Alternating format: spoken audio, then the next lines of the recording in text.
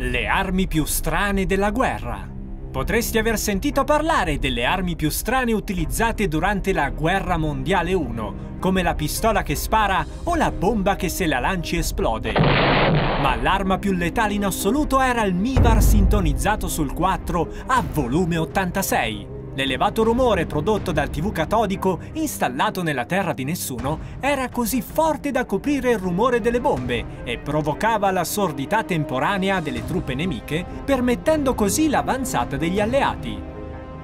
Il fucile ad azione ritardata che sparava da solo. Questo fucile permetteva ai furbetti del cartellino di timbrare e poi andarsene dalla trincea, tanto il fucile sparava da solo. L'arma funzionava con un bicchiere di Negroni sbagliato bucato che, gocciolando a cubetti, riempiva un bicchiere di gin lemon, il quale una volta raggiunto un certo peso tirava le corde legate al grilletto e apriva il fuoco. Il quantitativo di ghiaccio che il barista metteva nel bicchiere faceva sparare il fucile in momenti diversi, dando l'idea che la zona fosse ancora presidiata. Venivano installati anche dei manichini e pupazzi armati per ingannare al meglio il nemico e soprattutto i propri superiori. Ma gli assenteisti da trincea sono stati presto beccati e arrestati dalle truppe nemiche perché erano andati a far benzina oltre confine dove costava meno. Ma questo sistema è ancora in uso tutt'oggi. Infatti i proiettili vaganti sono proprio sparati da pistole come queste che a quanto pare sparano da sole.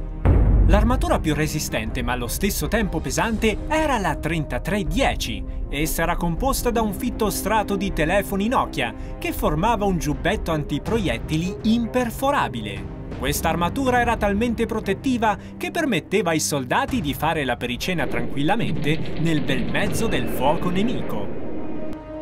L'albero finto era un albero vuoto al suo interno e veniva utilizzato durante la Guerra Mondiale 1 per osservare di nascosto il nemico. Ma è utilizzato tutt'oggi dai venditori di bastoni da selfie per nasconderci dentro la roba da vendere. Infatti questo è il metodo con cui riescono a trasformare velocemente i bastoni da selfie in ombrelli in caso di pioggia. Un metodo per attaccare senza esporsi al fuoco nemico era il furgone del Bartolini. Questo permetteva di consegnare direttamente ai nemici dei pacchi bomba nel giro di un giorno. Poteva però capitare che i nemici facessero reso gratuito, rispedendo al mittente l'esplosivo e contrattaccando a sorpresa. Il ventaglio antigas. 100.000 di questi arnesi vennero distribuiti nelle trincee, utilizzati prevalentemente per mandare via le flatulenze nemiche. Nel 1916, dopo una fagiolata piemontese, venne lanciato un attacco a gas contro gli austro-ungarici, ma il vento soffiò contro, rimandando indietro l'odore di uovo marcio. 65 miliardi di morti morirono da vivi. Questo problema fu risolto successivamente utilizzando carboni attivi e bandendo per sempre i fagioli borlotti dalle trincee.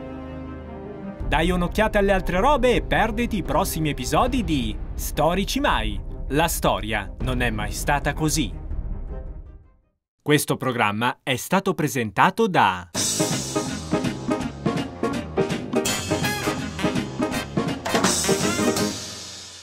Segui e commenta Canale Test su YouTube, Facebook, Twitter, Instagram, MySpace, Netlog e altri social dismessi.